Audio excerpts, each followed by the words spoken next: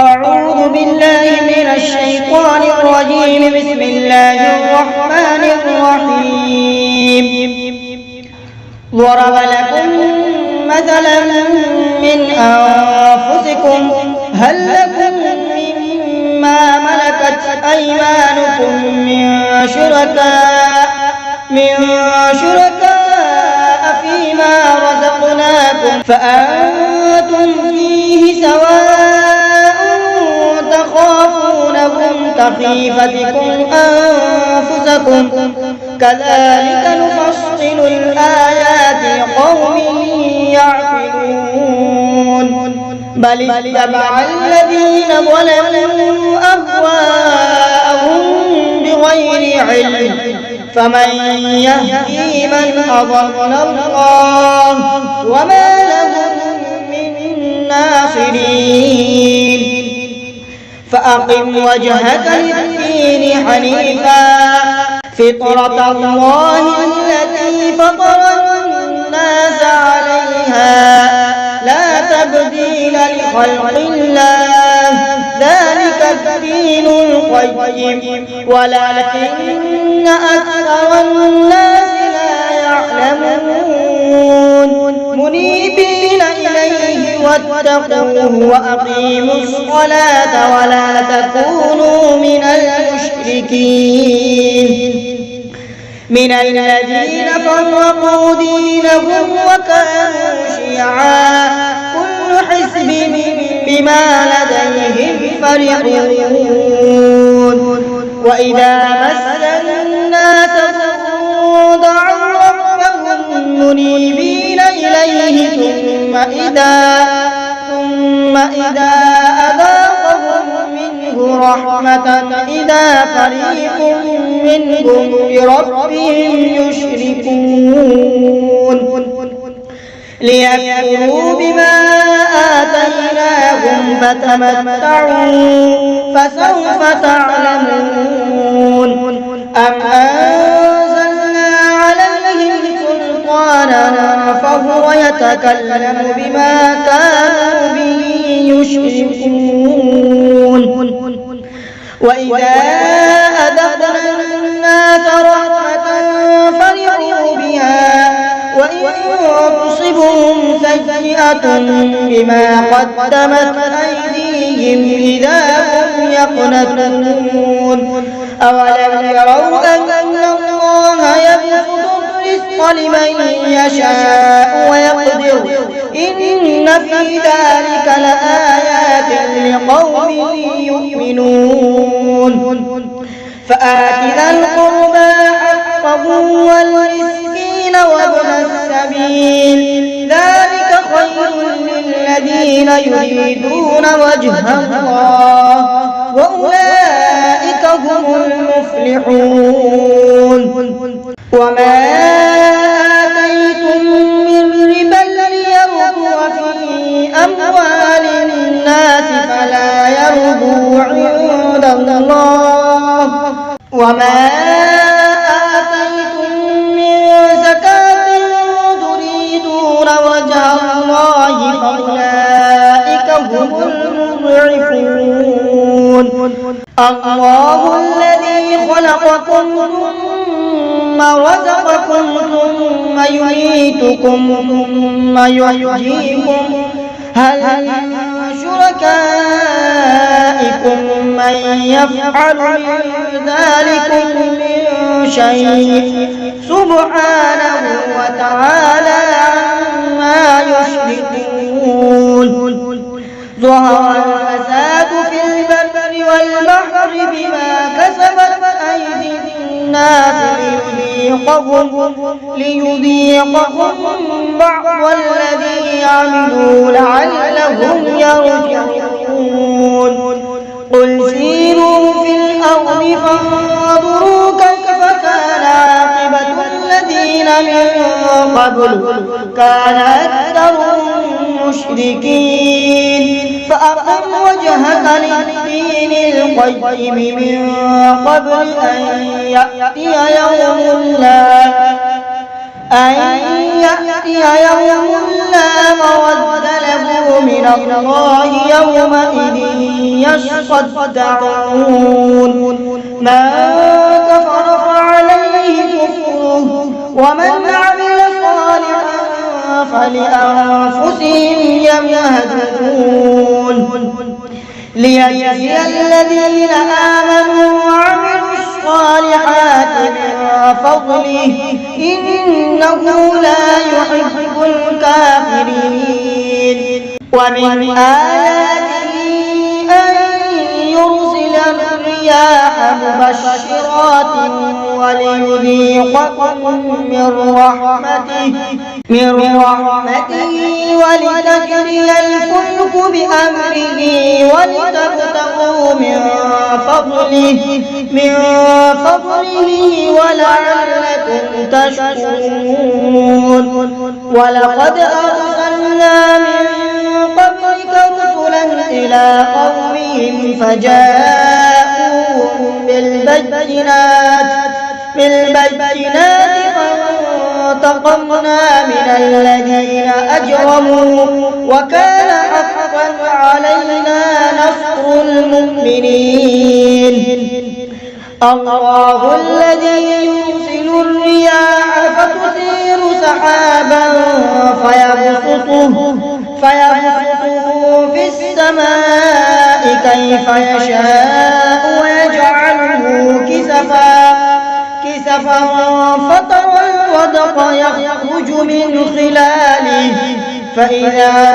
أصاب به من يشاء من عباده إذا هم يستبشرون وإن كانوا من قبل أن ينزل عليهم من قبله لمبلسين فانظر إلى آثار رحمة الله كيف يحيي الأرض بعد موتها إن ذلك لمحيي الموتى وهو على كل شيء قدير ولئن أرسلنا ريحا فرأوه مصفرا لظلوا من بعده يكفرون فإنك لا تسمع الموتى ولا تسمع الصم الدعاء إذا ولوا مدبرين وما أنت بهاد العمي عن ضلالتهم إن تسمع إلا من يؤمن بآياتنا فهم مسلمون الله الذي خلقكم من ضعف ثم جعل من بعد ضعف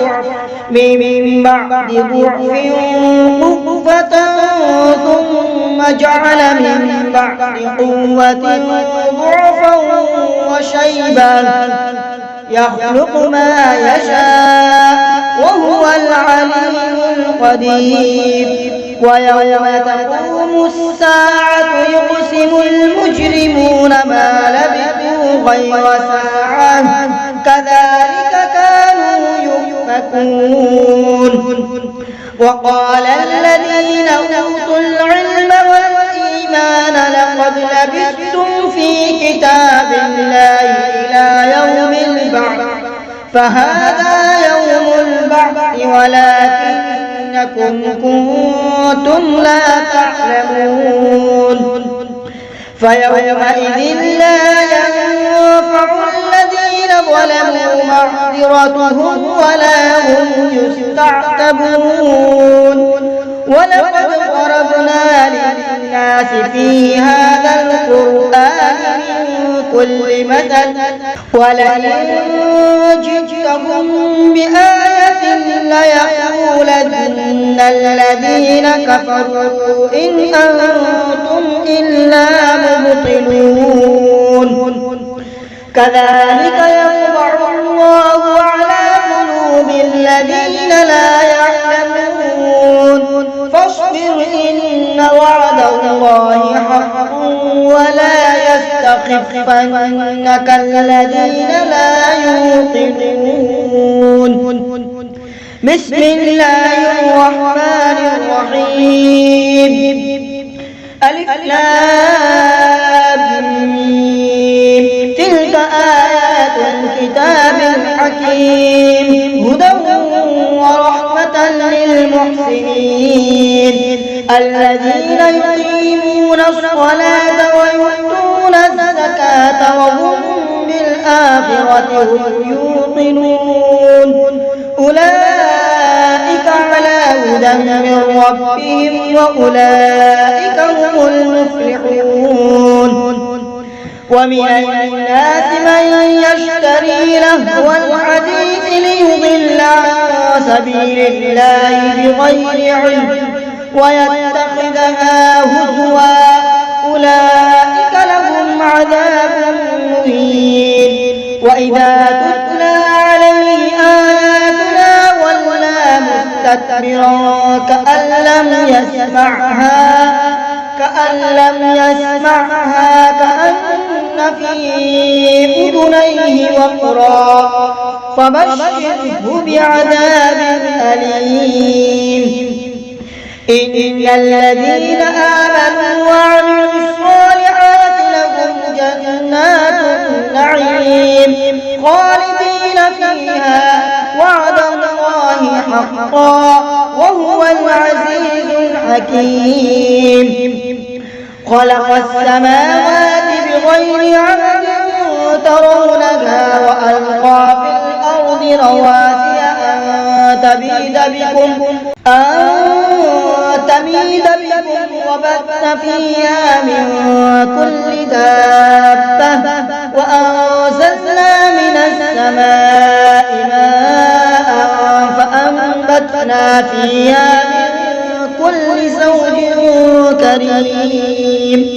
هذا خلق الله فأروني ماذا خلق الذين من دونه بل الظالمون في ضلال مبين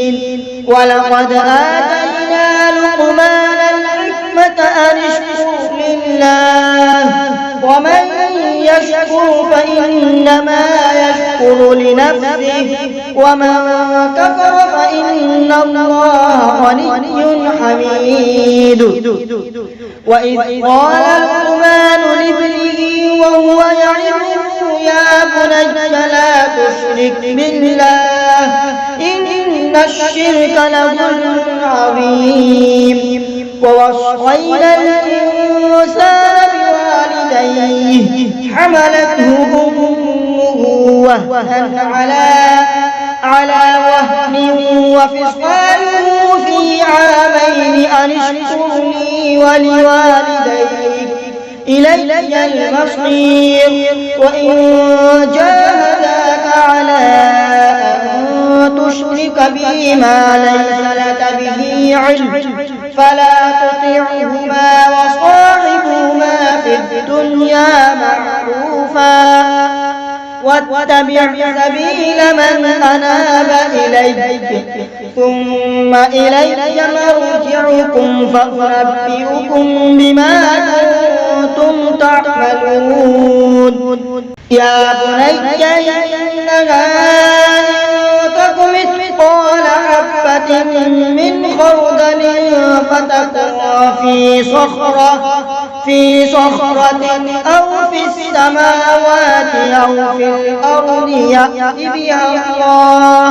إن الله لطيف خبير يا بني أقم الصلاة وأمر بالمعروف وانهى عن المنكر واصبر على ما أصابك إن ذلك من عزم الأمور ولا تصعر خدك للناس ولا تمش في الأرض مرحا إن الله لا يحب كل مختال فخور واقصد في مشيك واغضض من صوتك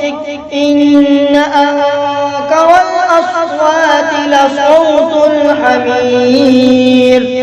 صدق الله العظيم.